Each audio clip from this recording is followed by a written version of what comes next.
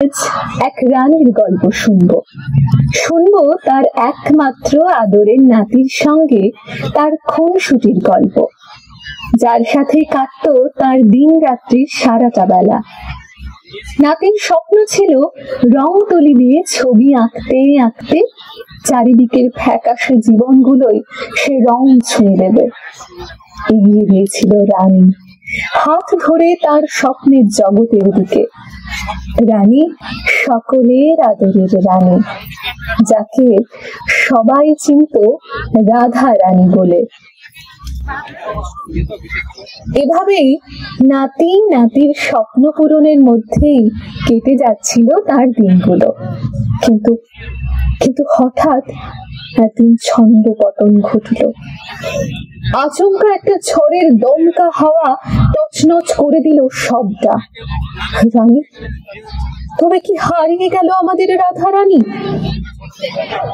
প্রিয় নাতি তার জল ভরা দু চোখ নিয়ে করে যেতে লাগলো অসংখ্য নক্ষত্রের ভিড়ে তাকে খুঁজে ফেরার চেষ্টা।